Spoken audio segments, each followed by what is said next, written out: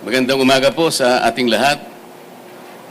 Ang paghahain ko po ng aking kandidatura sa araw na ito bilang isang independent senator ay kahayagan at katibayan ng aking malaon ng mithiin na maisulong natin ang ganap na pagkakaisa sa ating bansa.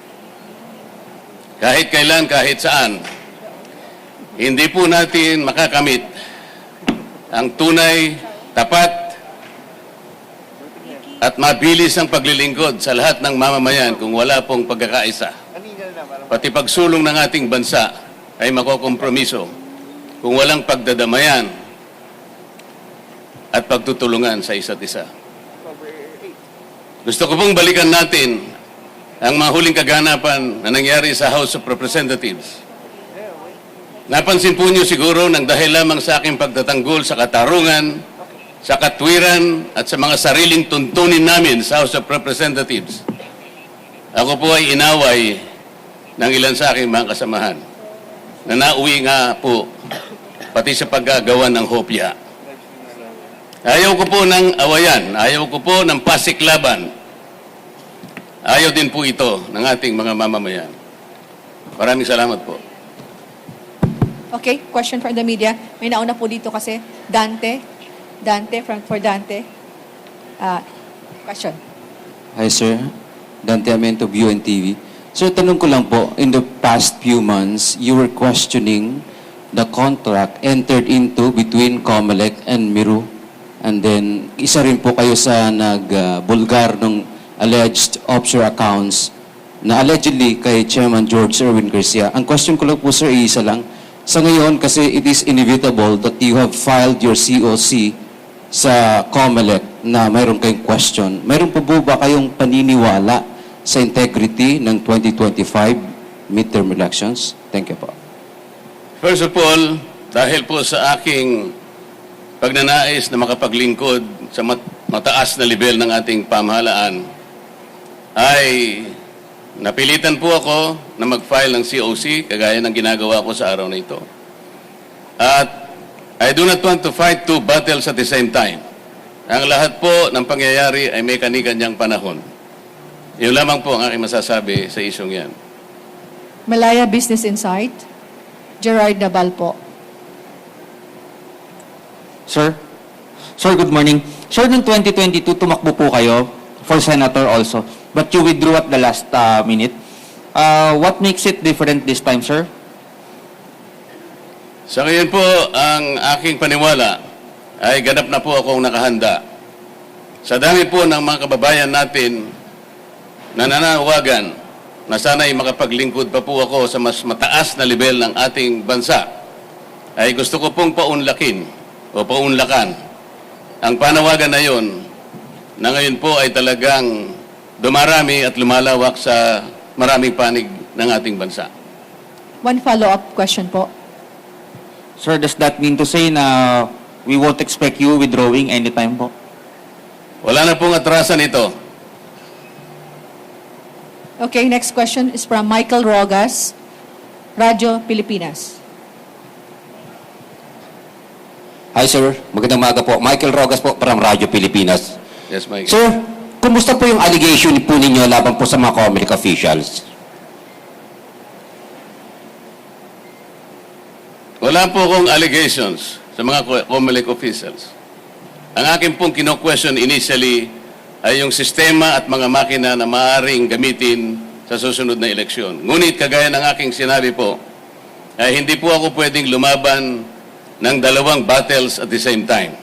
Ang gusto ko po ay makapaglingkod muna, pero nananatili po ako na ganap na pagtitiwala sa magagawa ng COMELEC upang pairalin ang isang malinis, isang tapat at credible na eleksyon sa ating bansa. Yung pong pag-asa na yon at paniniwala ay nananatili pa rin sa aking puso.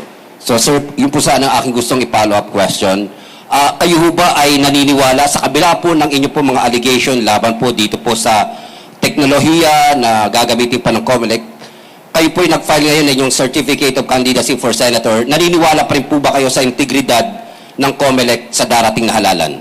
Ang pagpapile ko po ng kandidatura ay katibayan ng aking pagtitiwala sa magagawa ng COMELEC na magsagawa tayo ng isang malinis, isang tapat at mapapanaligan na eleksyon sa ating bansa. Salamat po. Ms. Mads Villar from Net25. Hi, Kong. Good morning. Good morning. Sakaling pala rin po kayo sa Senate, ano po yung mga priority bills na unang-una nyong ipa-file pag upo nyo po? Thank you. Napakarami po. Ayoko lamang pong isa-isahin. Baka abutan po tayo ng 3 araw. Ang gusto ko lamang pong bigyan ng emphasis ay yun pong oversight function ng Kongreso. Hindi po lamang importante yung paggawa ng mga magagandang batas. Mas importante po siguro yung pagkagawa ng mga batas ay kailangan pong merong magbantay sa pagpapatupad ng mga ito. Sa karanasan ko po sa House of Representatives, napakarami po ng mga batas na pwede kong isa-isahin sa inyo. Ngunit nagkaroon po ng problema kung ang pag-uusapan ay yung pagpapatupad ng mga ito. Kaya po yung dapat na mapalakas sapagkat isa rin pong mahalaga na kaagapay ng paggagawa ng mga batas. Hindi po maganda na makagawa tayo ng napakaraming batas. Ngunit parang ilalagay lang natin sa cabinet, napakatagal po ng proseso, napaka magastos ng paggawa ng mga batas.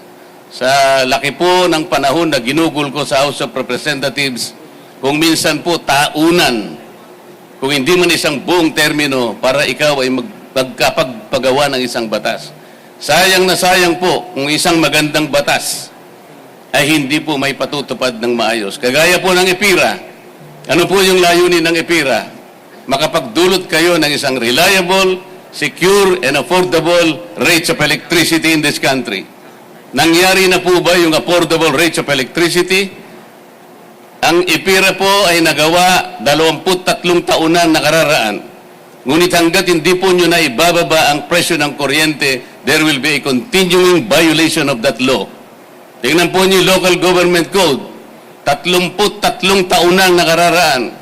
Tingnan po ninyo ang ating mga barangay. How many barangays, up to 42,000 plus barangays in this country, how many percent are able to stand on their feet? You may not know it, but I will answer my own question. 2%. Kung 98% po ay hindi nakatatayo sa sariling pa, how do you think that the smallest political unit of our society can contribute to the overall development of this country? Kailangan po nating tulungan. Ngunit, hindi po natutupad yung decentralization, yung autonomy yung sinasabi ng batas, sapagkat may sablay nga po ang pagpapatupad nito. Marami po akong may kukwento. Sa sakahan, ano po ang mga batas na magaganda sa sakahan? Meron pong isang batas na nagsasabi, there should be a guaranteed price for palay. Meron po ba? Wala po. Kailangan po yung mga makinarya, equipment na ginagamit sa pangsakahan, dito na po natin dapat ginagawa. Batas po yun. Hindi po nangyayari. Ang sabi po sa isang batas, there should be a dedicated area for farming. Kahit anong mangyari, huwag niyong i-convert yung mga yan. Ano nangyayari? Conversion dito, classification doon, land kahit saan nangyayari. Ang sabi pa ng isang batas, 25% of the total loanable funds of the banks, private and public, should be allotted to farmers and beneficiaries of agrarian reform. Nangyayari po ba? Hindi. Average per year is only 4%.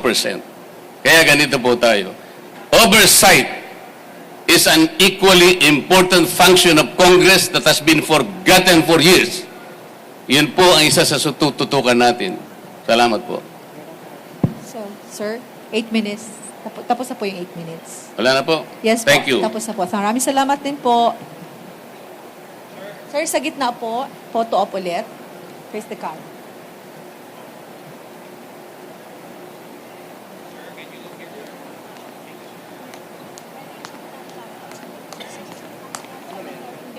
Okay.